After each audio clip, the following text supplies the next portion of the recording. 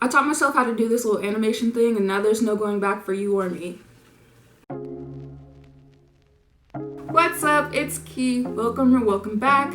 Here's my social media if you want to follow me on there, etc.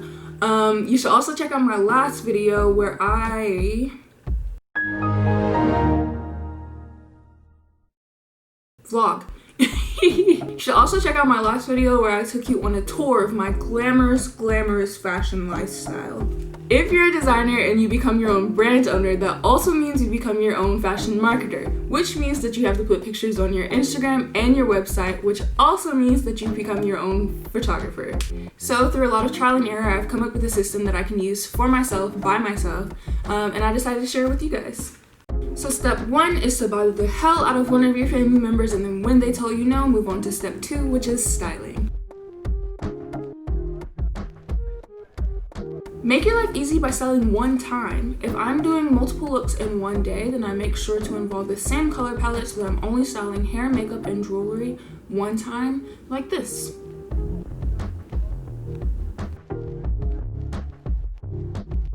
I have a specific wall that I like to shoot against, which is in the front walkway of my house, which also happens to be the direction that the sun rises. And if I'm shooting on the inside, then I use this window that you're currently resting upon. So that's step number 3, find a good lighting. Step number 4 is to find a backdrop that you vibe with, and you'd be surprised how much you can pull together when you are poor.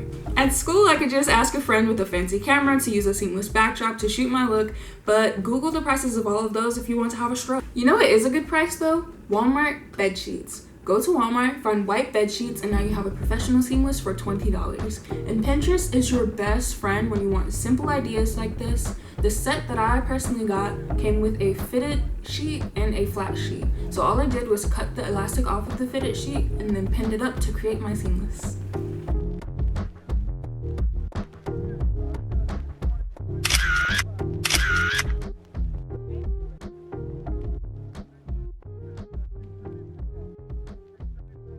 For a professional camera, you are probably watching this video on one.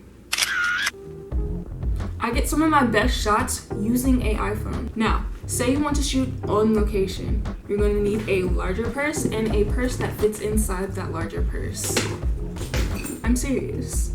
So I use purses when I'm not shooting at home to set up and angle my camera. Obviously they're portable and they're inconspicuous, not like carrying around like a tripod or something. I used the larger one to give me some height. And then I use this one because it has a nice slope so I can shoot lower from an upward angle.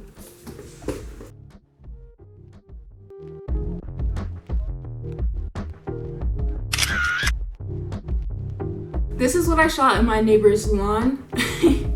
I made this floral top and I was driving past and I saw his rose bushes and I was like, that would be a nice place to shoot. And it was time to shoot. I walked down to his house, looked around, saw him in the window, he looked at me, and I looked at him, and he looked at me, and then I proceeded to set up my purses. So when I'm taking pictures by myself, I like to actually use videos and cut keyframes rather than take stiff pictures. You can get a nice movement, and it's not so stiff, and then you can cut up little chunks of that video. My ex used to get really aggravated when I took a lot of videos rather than pictures, but then I realized I like how I look a lot better in videos because it's fluid and it's not so stiff.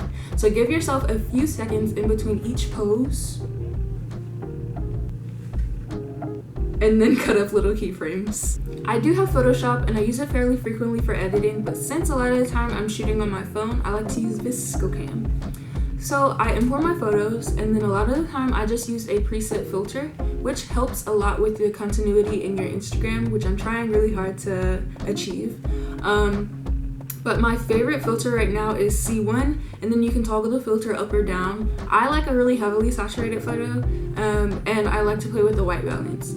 I don't exactly know everything that I'm talking about with ViscoCam, so just play around with it.